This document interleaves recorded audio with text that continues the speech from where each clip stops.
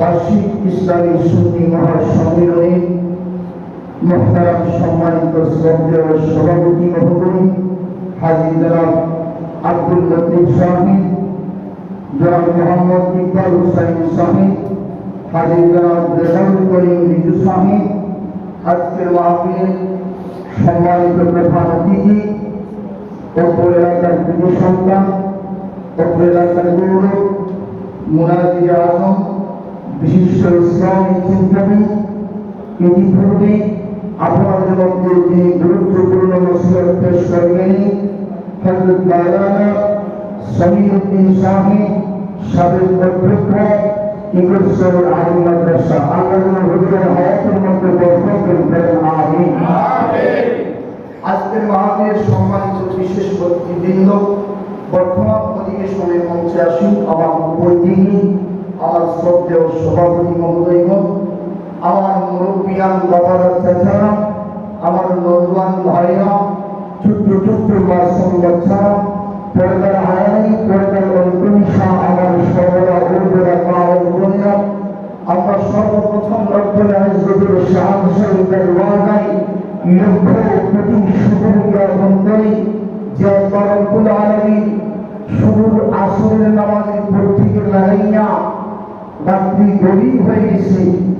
এই টাইমে, এই মুহূর্তে, এই পৃথিবীর সমস্ত খারাপ কাজ দিয়ে আল্লাহ রাব্বুল আলামিন যত কাজ করতে নিষেধ করেছেন, আল্লাহর সমস্ত নিষেধাজ্ঞার কাজ থেকে আপনাকে আমাকে বিরত করে আল্লাহ পাক রব্বুল আলামিনের দয়াদি রাসূল আকরাম সাল্লাল্লাহু আলাইহি ওয়াসাল্লামের আওয়ালাদ বেরাদ তাইনি মিলাদ সাল্লাল্লাহু আলাইহি ওয়াসাল্লামের মাহফিলে আসার বসার তৌফিক দিয়েছেন। রব্বুল আলামিনের দরবারে কালিমা শুকর আদায় করে শুকরের জবান তুলে বলি আলহামদুলিল্লাহ, আলহামদুলিল্লাহ। আপনার এই মাহফিলে বসতে পেরে খুশি না বেলার বাবা? যদি খুশি থাকেন তাহলে খুশি মানুষদের আওয়াজটা উচ্চমানের হবে না নিম্নমানের হবে? উচ্চমানের। কারণ এই মাহফিলের নামই হলো খুশির মাহফিল। বলেন আলহামদুলিল্লাহ। এই মাহফিলের নাম আমরা জানি ঈদে মিলাদুন-নবী, যে রাসূলুল্লাহ সাল্লাল্লাহু আলাইহি ওয়াসাল্লাম দুনিয়ার জমিনে এসেছিলেন, আগমন করেছিলেন, আবির্ভূত হয়েছিলেন। এই দিনকে উপলক্ষ করে আমাদের ঈমানদারদের মনের মধ্যে আনন্দের দুয়ার হইতে থাকে। আর সেই উসিলায়, সেই কারণে আনন্দিত হইয়া রাসূলের জন্মে আমরা খুশি হইয়া মিলাদুন-নবী পালন করি। এটার নাম হলো মিলাদুন-নবী। ঠিক না? নাকি অন্য কিছু? এই জায়গা কামড় না হয়নি, ফুলের বাড়ি হবে না, হবে না। কি হবে?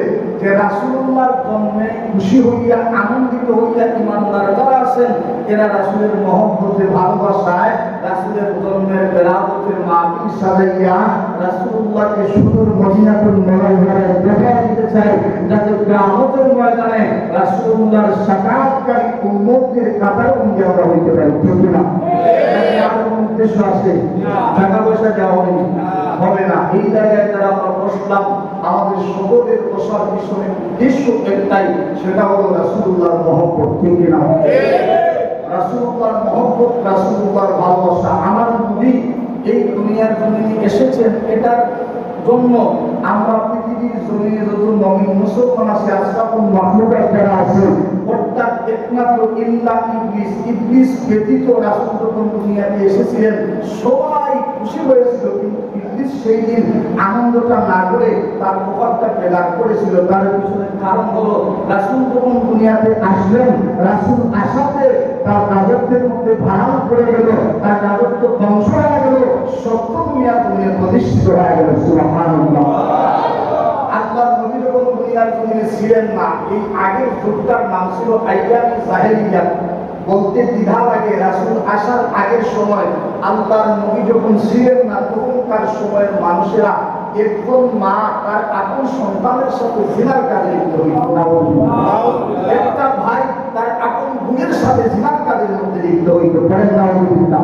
যে রাসূল যখন ছিলেন না, এক আল্লাহ আছেন, আল্লাহকে চিনত না, সিজদা করত মাটির পুতুলকে। বলেন নাউযুবিল্লাহ। সিজদা নামাজ রোজা কার জন্য? আল্লাহর জন্য। আল্লাহ বলেন, কুল ইন্না সলাতি ওয়া নুসুকি ওয়া মাহইয়ায়া ওয়া মামাতি লিল্লাহি রাব্বিল আলামিন। বান্দা, তোমার নামাজ, তোমার রোজা, তোমার হজ, তোমার যাকাত, তোমার কুরবানি, তোমার সমস্ত ইবাদত হইবে একমাত্র আমি আল্লাহর জন্য। কিন্তু তখনকার মানুষ রাসূলুল্লাহ আসার আগে আল্লাহর নামে কুরবানি করত না, আল্লাহর নামে সিজদা করত না, সিজদা করত মাটির পুতুল অর্থাৎ মূর্তিকে। জুড়ে জোর করে নাউযুবিল্লাহ। আমার আল্লাহর সাথে স্বয়ং আমার আল্লাহ কথা বলেন, এটাই রাসূলুল্লাহ এবং আমাদের মধ্যে পার্থক্য। কিন্তু ওরা জানে না রাসূলুল্লাহ সাল্লাল্লাহু আলাইহি ওয়াসাল্লাম আমাদের মতো খুশি হয়ে মানুষ করেন নাউযুবিল্লাহ। রাসূলুল্লাহকে দেখে কিরা বলবে, আমাদের মতো খুশি হয়ে মানুষ, এদের ঈমান থাকবে না, এদের ঈমানের মধ্যে বুঝতে কথা লেগে গেছে। কারণ রাসূলুল্লাহ সাল্লাল্লাহু আলাইহি ওয়াসাল্লামকে আমাদের মতো মানুষ বলা যাবে না। আল্লাহ কুরআনে স্পষ্ট জানিয়ে দিয়েছেন, ওয়াদ জাআকুম মিনাল্লাহি নূরুন ওয়া কিতাবুন মুবিন। যে আমার রাসূলের দ্বারা আমি আল্লাহ স্পষ্ট জানিয়ে দিলাম, আমি তিনটা জিনিস আমার পক্ষ থেকে পাঠাইলাম। একটা হলো নূর অর্থাৎ আলো, আর আরেকটা হলো আমি আল্লাহর পক্ষ থেকে কোরআন। এই নূর দ্বারা সমস্ত উলামায়ে কেরাম, মুফাসসিরিনে কেরাম একমত, আল্লাহর রাসূলকে বোঝানো হয়েছে। তার মানে বোঝা গেল আল্লাহর রাসূল আল্লাহর পক্ষ থেকে আমাদের জন্য নূর। ঠিক কিনা?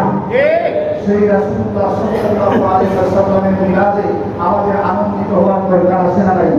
রাসূলুল্লাহকে আমাদের কোনো মানুষ বলে চলবে না। রাসূলুল্লাহর প্রস্রাবকে আমাদের কোনো প্রস্রাব বলা যাবে না। রাসূলুল্লাহর পায়খানাকে আমাদের কোনো পায়খানা বলা যাবে না। বলতে হবে প্রস্রাব মুবারক, পায়খানা মুবারক। আলহামদুলিল্লাহ।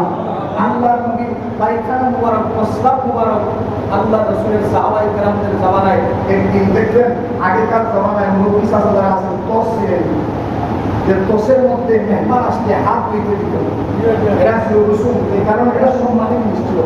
তখন রাসূলুল্লাহ যুগে রাসূলুল্লাহ সাল্লাল্লাহু আলাইহি ওয়াসাল্লাম ঘরের মধ্যে কি করলেন, ওই তোসের মধ্যে প্রস্রাব করে রেখে দিলেন। এমন অবস্থায় এক সাহাবী এসে রাসূলুল্লাহর কামরায় ঢুকলেন, ঢোকার পরে ওই প্রস্রাব মুবারক মুখের মধ্যে দিয়ে আমার পেটের মধ্যে ঢুকায় নিলেন। সুবহানাল্লাহ। রাসূলুল্লাহর ঘরের মধ্যে আসলে দেখেন এই প্রস্রাব মুবারক তোসের মধ্যে ছিল, ওই প্রস্রাব মুবারক নাই। প্রশ্ন করেন সাহাবী, আমি তো ওখানে একটা পানীয় রেখে গেছিলাম, ওটা কোথায় গেছে? ওই সাহাবী জবাব দেয়, ইয়া রাসূলুল্লাহ, আমার জবান দ্বারা বড় পিপাসা লেগেছিল আমার মুখের মধ্যে, আমার গলার মধ্যে, ওই পিপাসার কারণে আমি ওই পানীয়টা আমার জবান দ্বারা বক্ষণ করে ফেলেছি, পান করে ফেলেছি। সুবহানাল্লাহ। আমার নবী ডাকতে বলে, সাহাবী কি পান করেছো? তাহলে এটা তো আমার প্রস্রাব মুবারক। ওই সাহাবী ডাকতে বলে, ইয়া রাসূলুল্লাহ, ইয়া হাবিবাল্লাহ, মায়ের নবী গো, ওয়াল্লাহি আমি যখন আপনার ঘরের মধ্যে ঢুকলাম, আমার উপর পানির পিপাসা লেগেছিল, আমার গলাটা শুকিয়ে গেছিল, কিন্তু যখন আপনার তোষের মধ্যে পানিও দেখলাম, আমি সঙ্গে সঙ্গে আমার গলার মধ্যে পানিটা ঢুকাই আনলাম। ওয়াল্লাহি আল্লাহর কসম করে বলি, ওই জায়গার মধ্যে প্রস্তাব করার কোনো গন্ধ ছিল না। নবী গো, ওই প্রস্তাব করার আমি পান করলাম, আমি বুঝলাম আমার মুখের মধ্যে যখন মেশক অঙ্গের চাইতে অধিক সুগন্ধি কোনো কিছু ঢুকতেছে। তাহলে রাসূলুল্লাহকে আমাদের মতো মানুষ, আপনি আমি যে জায়গায় প্রস্তাব করি, দিন করে এখানে গেলে শিখতে পারবেন না, কিন্তু সাহাবী রাসূলের প্রস্তাব করার মুখের মধ্যে ঢুকায় বলতেছেন, আল্লাহ প্রশ্ন করে বলি, এটা প্রস্তাব নয়, এটা যখন পান করলাম মেশক অঙ্গের চাইতে অধিক ঘ্রাণ আমার নাকের মধ্যে লাগবে। সুবহানাল্লাহ। তাহলে রাসূলুল্লাহ আমাদের মতো মানুষ এটা বলা যাবে না। রাসূলুল্লাহর জন্ম আর আমাদের জন্ম একই হতে পারে না। আমরা যখন মায়ের উদরে করতেছিলাম, আমাদের মা এর পেয়েছিলেন কি পান পেয়েছেন? যে আমাদের মা যখন আমরা পেটের মধ্যে 10 বার 10 দিন পরিপূর্ণ হয়ে গেছি, মায়ের পেটের মধ্যে একটা ব্যথা অনুভব করতেন, ঠিক না? এই জিনিসটা বলতেন, কিন্তু আমার নবী যিনি দুনিয়াতে আসবেন, আম্মাজান আমিনা রাদিয়াল্লাহু তাআলা আনহা বলেন, আমি ওই দিন কোনো ব্যথা অনুভব করি না। আমি ঘুমের মধ্যে ছিলাম, স্বপ্নের মধ্যে দেখি একজন পুরুষ, সুদর্শন পুরুষ, আমি আমিনার খাবে আমার ঘরের মধ্যে হাজির হয়ে গেছেন। সুবহানাল্লাহ। আপনি ডাকিয়া বলতেছেন, ইয়া আমিনা, হে আমিনা, ইন্নাকি হুবিলতি, আমিনা নিশ্চয় তুমি আমিনা গর্ব করতে পারছো। সুবহানাল্লাহ। ওয়াবাদ ফিহি, যখন তিনি দুনিয়ার জমিনে আসবেন, দুনিয়ার জমিনে ভূমিষ্ঠ হইবেন, ফাসাব্বিহি মুহাম্মাদ, সুবহানাল্লাহ, তার নাম বরকত রাখবে মুহাম্মদুর রাসূলুল্লাহ সাল্লাল্লাহু আলাইহি ওয়াসাল্লাম। আমাদের আমিনা সকালবেলায় ওনার শ্বশুর খাজা আব্দুল মুত্তালিব সাহেবকে ডাকিয়ে বলতেছেন, আমার শ্বশুর, আমি ঘুমের মধ্যে এই স্বপ্ন দেখলাম, এই পুরুষটাকে। তিনি জবাব দিতেছেন, তিনি আর কেউ নয়, তিনি আমাদের পূর্বপুরুষ সাইয়েদনা হযরত ইব্রাহিম আলাইহিস সালাতু ওয়াস সালাম। আলহামদুলিল্লাহ। সাইয়েদনা আমিনা ডাকিয়ে বলেন, শ্বশুর, আমি তো স্বপ্নে দেখলাম আমার ঘরের মধ্যে একটা সন্তান আছে, ইব্রাহিম পয়গম্বর বলতেছেন, কিন্তু আমি তো কোনো কিছু ছাড় পাই না, আমি কিছু করতে পারি না। ও শ্বশুর, তাহলে কিভাবে আমার পৃথিবীর মধ্যে সন্তান আছে? আল্লাহর নবীর পিতা, আল্লাহর নবীর দাদা খাজা আব্দুল মুত্তালিব বলতেছেন, হবে না, যদি ইব্রাহিম পয়গম্বর বলে থাকেন এটা আল্লাহর পক্ষ থেকে বাণী, এটা আল্লাহর পক্ষ থেকে ইলহাম, এটা অবশ্যই সত্য, এটা কখনো মিথ্যা হইতে পারে না। সকালবেলা থেকে রাসূলুল্লাহ দুনিয়াতে আসলেন, সোমবার দিন কোল থেকে বাইরে হয়েছেন, একটা কলসি লইয়া, মক্কার মহিলা কলসিটা পানি আনতে কুয়ার থেকে 20 থেকে 30 হাত নিচে পানি থাকতো। কিন্তু ওই দিন সাইয়েদনা আমিনা কুয়ার কাছাকাছি যখন গেলেন, সাইয়েদনা আমিনা আমার শ্বশুরকে বলতেছেন, আমি শুনলাম ওই যে সাফা পাহাড়ের পর্বত থেকে একটা টুকটুকি আওয়াজ আমার পানি বেশি আসছে সুবহানাল্লাহ। এই নামাজ বেশি আসছে সময় আমি যখন কুয়ার পাশে গেলাম ওই পাহাড় থেকে একটা কুদরতি আওয়াজ আসলো ইব্রাহিম কোথায় আছো? একবার মক্কার সামা পাহাড়ের দিকে তাকায় দেখো ওই জায়গায় কুয়ার মধ্যে আমার বন্ধু নবী যেই গর্বে আছেন, আমার বন্ধু নবী যেই মায়ের মধ্যে আছেন, ওই মা মারিয়ামের জন্য কল তুলে একবার মধ্যে গেছে। ও ইব্রাহিম যাও যাও, আমার বন্ধুর মায়ের যেন কোনো প্রকার কষ্ট হয় না।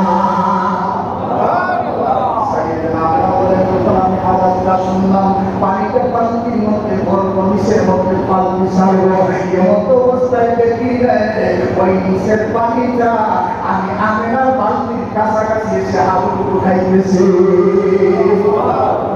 আমি পান করলাম। এরপর থেকে মক্কার সমস্ত মহিলারা আমাকে বলতেন যে আমি তুমি যতক্ষণ কুয়ার পাশাপাশি থাকো আমরা এই কুয়ার পানিটা রসিদারা তুলতে হয় না, কষ্ট করে তুলতে হয় না, তোমার বরকতে এই পানিটা আমরা আমাদের হাতের নাগালে পেয়ে যাবো। এবার সাইকেল আমরা পাল্টিটা হাতের মধ্যে একবারের মধ্যে যাইতেন রাস্তার মধ্যে আসতাম বিভিন্ন ঘটনা বাঘ আর অনেক বন্ধুরা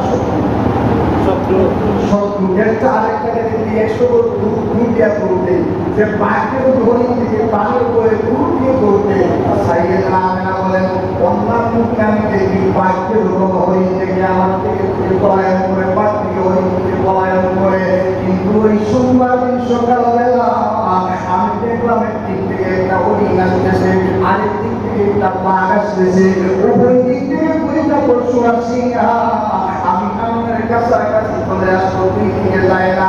এ পর্যায়ে বাঘটা আমার কাছাকাছি চলে আসলো, আমি না দেখি ওই বাঘটা আমার আল্লাহর আসমানের দিকে দুইটা পাপ করে উড়াইয়া কি ভিক্ষা চাইতেছে।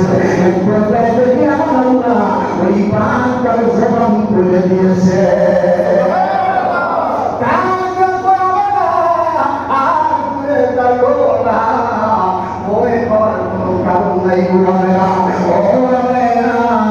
আমি একটা বাক্যের মক্কার জমিয়ে শুধুমাত্র মক্কার জমিয়ে নয় এই দুনিয়ার সীমান্ত থেকে আমি মাটির থেকে মাসিক ডান থেকে বাম থেকে ডান পূর্ব থেকে পশ্চিম চতুর্দিকের মধ্যে যত জঙ্গল আছে সমস্ত জঙ্গলের মধ্যে যত বাঘ আছে একটা বাঘের হুকুম নাই আপনি আমেনার গলির মধ্যে তাস করে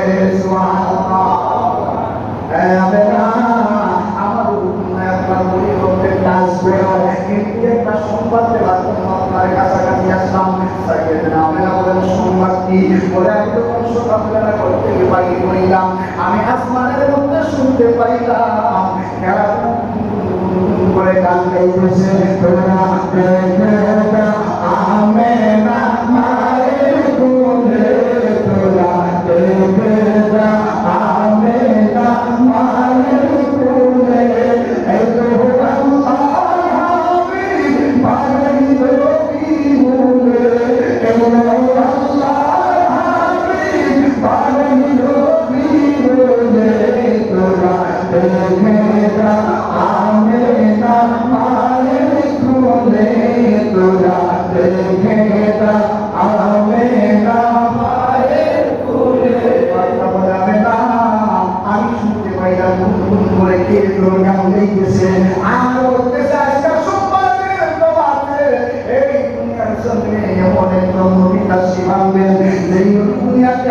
সঙ্গে সঙ্গে এই দুনিয়ার যত মূর্তিগুলা ছিল, যত মানুষের গুলা ছিল, গাছের গুলা ছিল, মাছের গুলা ছিল, সমস্ত কিছু উদ্ভিদ হইয়া ওই নবী আবার মশাল পৃথিবীর জমিয়ে উদ্ভিদ করবে।